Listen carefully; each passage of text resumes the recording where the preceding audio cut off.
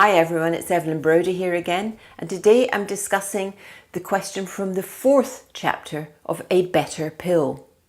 Which do you think is more important in perception, the functionality of the right hemisphere of the brain or the left hemisphere?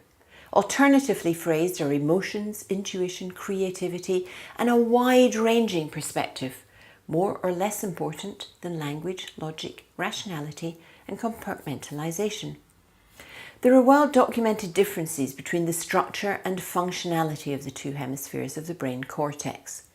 And whether we're perceiving external events and internal sensations from the right or from the left hemisphere will impact the way that we react to the world.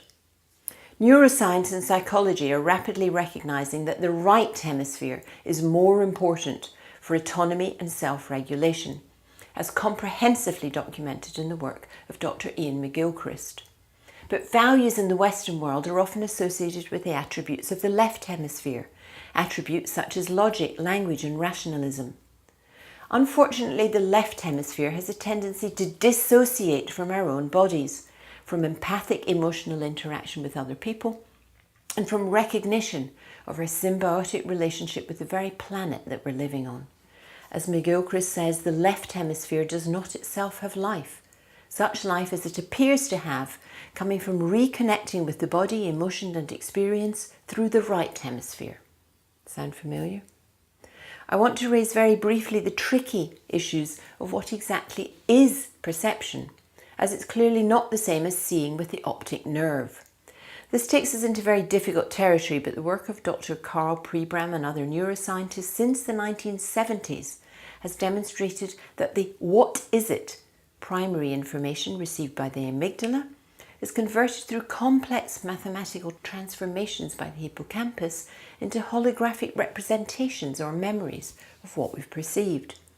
These memories are distributed across many cells of the brain in a holographic network within the hippocampus and a network of neurons called the synaptodendritic web.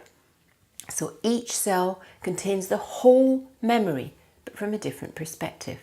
And that's the concept known as the holonomic brain. But there is very little objective perception or memory or experienced reality.